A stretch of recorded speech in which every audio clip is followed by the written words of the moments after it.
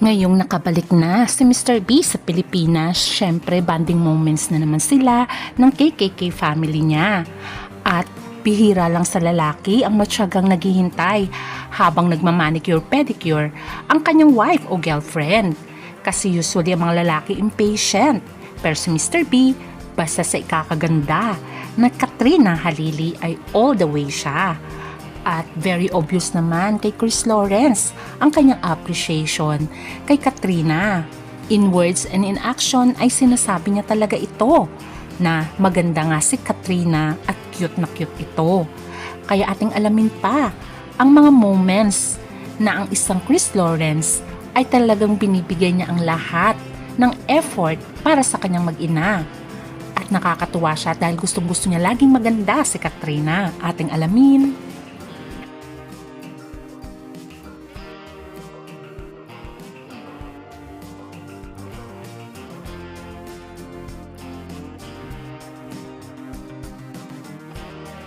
Sabi nga nila, pag in love ka ay nagiging blooming ka at lalong maganda.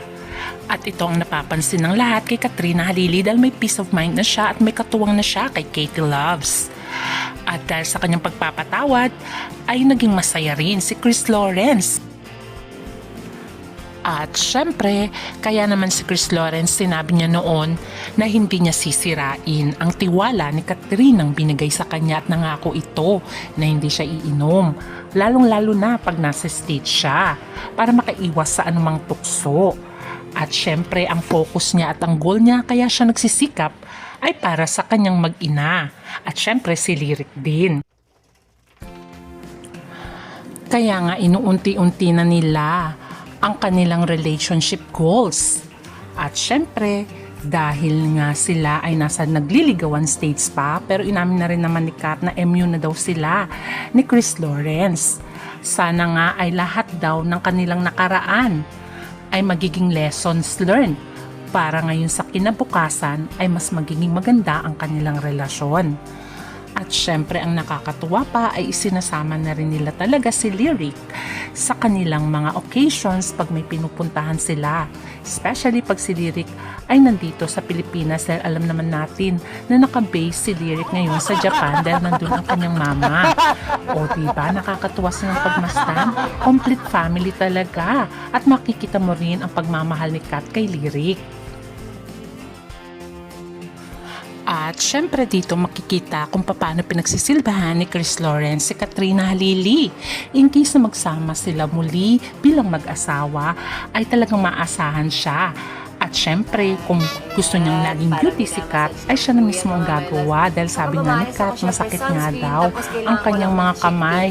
Kaya tulungan nga daw siya magpa-beauty. O diba ginawa nga ni Chris kung saan nga ay nandun siya sa likod ni Kat at siya ang nag-a-apply ng mga sunscreen, makeup dito kay Kat. At habang pinapanood nga muli ito ni Chris ay natatawa siya sa sitwasyon nila dito. O diba na nagagawa pala ni Chris Lawrence yon para lalong beauty ang kanyang mahal na si Miss B. Ilagay na po natin ang ating lipstick. Nangyari. Okay, okay ba mga melas? Ang galing, diba? Mr. B, yan na rin po yung ginagamit ng mga girls na eyeshadow. Ayan, parang konti naman ng eyeshadow po na nilagay nyo. Baka kasi gusto ni Mr. B very light lang. O diba, ang cute nilang pagmasdan. Sana all daw, sabi ng mga ibang fans. Na sana magkaroon din sila katulad ni Mr. B. Na talaga naman sobrang pagmamahal niya kay Kat ay kaya niyang gawin ang lahat. At alam naman natin si Mr. B ay health conscious ito at minomonitor niya nga ang weight ni Kat para nga dahil nais niya nga na healthy lagi si Kat. At syempre pati sa pagbabeauty ay talagang binibilan niya nga ito ng pampaganda. Napapansin nyo rin ba na sobrang ganda ngayon ni Kat at blooming? Syempre, ang isa sa nagpapa-blooming sa kanya ay si Mr. B. At of course, meron na siyang peace of mind dahil may katuwang na siya kay Katie Loves.